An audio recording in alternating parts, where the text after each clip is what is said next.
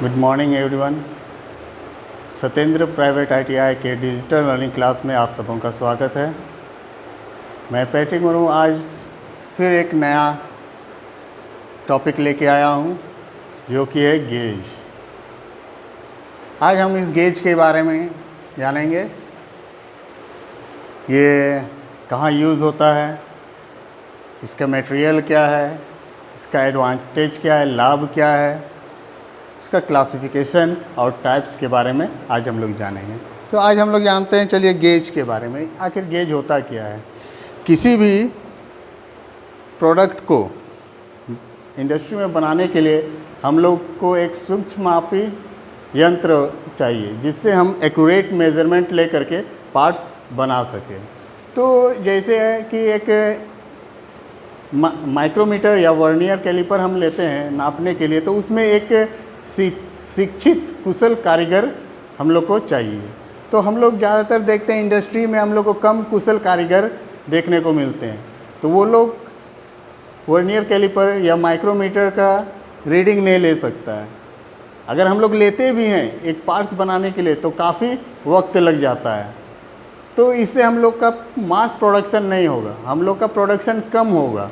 तो उस प्रोडक्शन को अधिक करने के लिए हम लोग जिस साधन का इस्तेमाल करते हैं वो है गेज। इस गेज से ये गेज एक समझ लीजिए डायरेक्ट मेजरिंग टूल्स है जो कि हम सीधा तौर पे कर सकते हैं। तो ये अगर हम इस मार्कर का अगर टेपी बनाना है, इसका अंदर का हमको होल को चेक करना है, तो वो उसमें एक मेरे पास गेज होगा जिसको हम लोग इस होल में सीधा डालेंगे। अगर ये सही तरह से बैठ जाता है तो यानी कि ये कैप सही है और इसको मार्कर पे सही से फिट कर सकते हैं।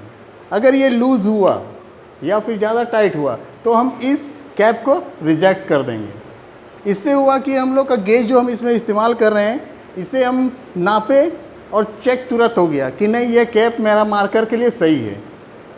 ठीक है, तो इस चीज़ को हम लोग इंडस्ट्री में इस्तेमाल करते हैं। और सीधा तौर पे हम कह सकते हैं कि ये बिना स्केल वाला मेजरिंग टूल्स है। ठीक है, आइए अब हम जानते हैं गेज किस मटेरियल का बना होता है। गेज एलॉय स्टील की बनी होती है, एलॉय स्टील।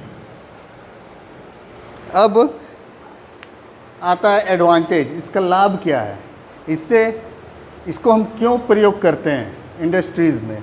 तो इससे सबसे पहला है कि हमको इंडस्ट्री में कम कुशल कारीगर हम रख सकते हैं, उससे भी हम काम ले सकते हैं।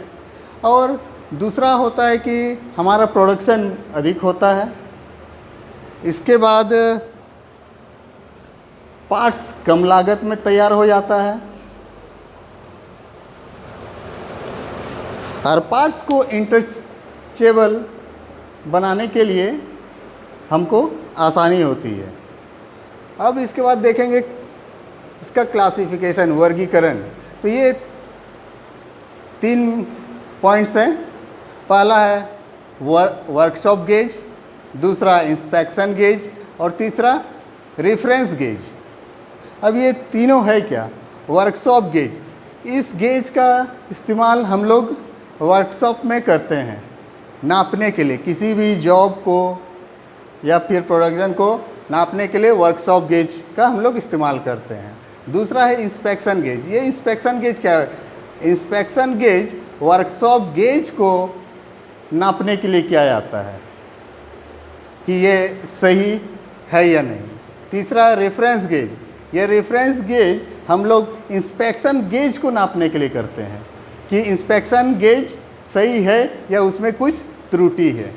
ठीक है, अब गेज के टाइप्स में आते हैं कि कितना टाइप्स का गेज हम लोग पाते हैं। तो सबसे पहला गेज जो है वह रेडियस गेज है, दूसरा फिलर गेज, तीसरा स्क्रू पिच गेज, चौथा वायर गेज और पांचवा है बेवल गेज। तो ये 5 प्रकार का गेज हम लोग पाएंगे जिसको हम लोग ज़्यादातर इंडस्ट्रीज़ या मास प्रोडक्शन के लिए हम लोग इस्तेमाल करते हैं। तो आज के लिए बस इतना ही। अब ये टाइप्स हम नेक्स्ट क्लास में आप लोगों को विस्तार पूर्वक बताएंगे। तब तक के लिए धन्यवाद।